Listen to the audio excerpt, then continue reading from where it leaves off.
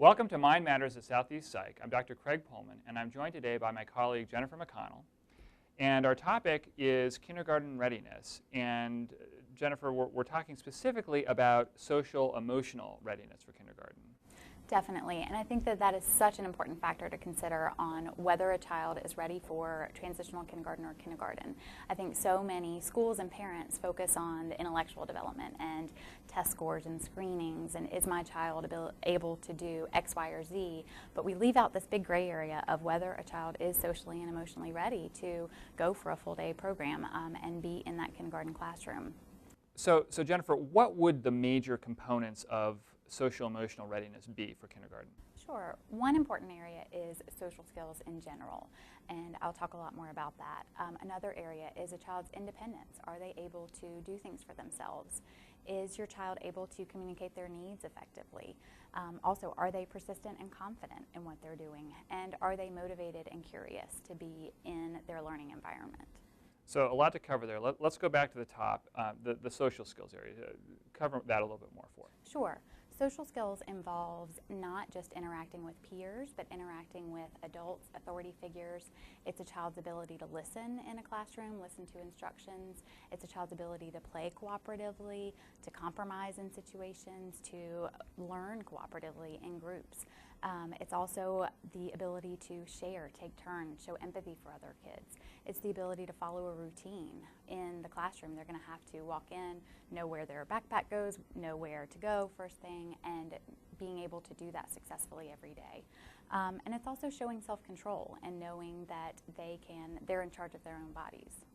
So that segues into the next area, the building independence. Speak about that a little bit. Sure. Again, changing from preschool to kindergarten is a huge leap for kids, and it's really important to start increasing their independence as they get ready for that big step. So making sure that they are able to do certain things for themselves. Are they capable of washing their hands and going to the bathroom independently, getting dressed, putting on their jackets, handling their own materials? And I know they're going to get a lot of support, but just knowing that they're responsible for certain things. And it's also being able to work independently. So being able to take a task and be able to sit at their desk and do something for a couple minutes without an adult interacting. Now this next point is on my mind right now because we have a baby who basically just points and grunts and groans whenever he wants something. So talk about communicating needs in preschoolers. Very important in preschoolers, because if kids don't learn how to communicate their needs, then they turn into those kids in kindergarten who can't communicate their needs. Not fun. Right. But teaching kids to use their words, to talk about their emotions, to express their feelings, both good and bad. So teaching them to express when they need help is going to be really important for kids.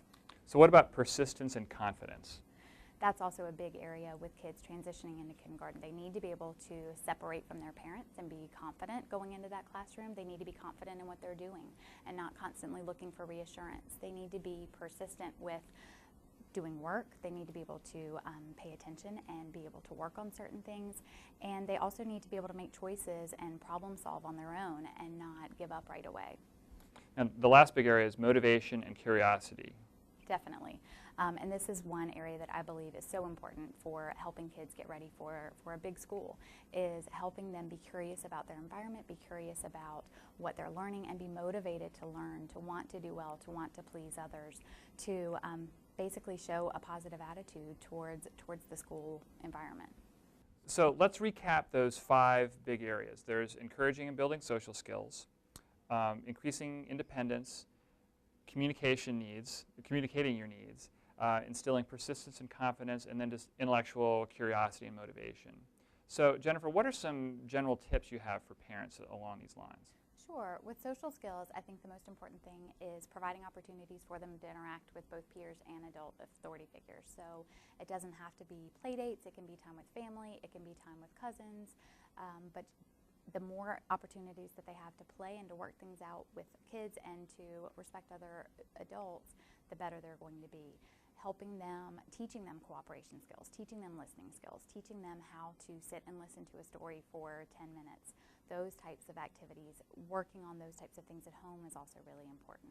Helping them experience as much as they can in their environment. So taking them to the zoo, taking them to the movies, taking them to museums and exposing them to all those different things and encouraging that curiosity. It's also important to help kids with a routine. So in preschool, helping them know they're going to have to wake up at a certain time. When they come home, they're going to have snack and nap and go to bed at a certain time every day is really important. You can also build chores and responsibilities into their daily life at 3 and 4, giving them small things to do, but teaching them to follow directions, teaching them to count when they're doing the chores, and showing them that they can be independent is really important. So there's this whole side of readiness that's the academic, cognitive, developmental side, intellectual side. But then what we're talking about here is just as important, really, that emotional, behavioral competence to be able to succeed in kindergarten. Definitely. So, and a lot of stuff that parents can do that can help along those lines. Yes. Jennifer, great stuff. Thanks a lot for being here. Really appreciate it. I'm Craig Pohlman for Mind Matters at Southeast Psych, where we're saving the world one preschooler at a time.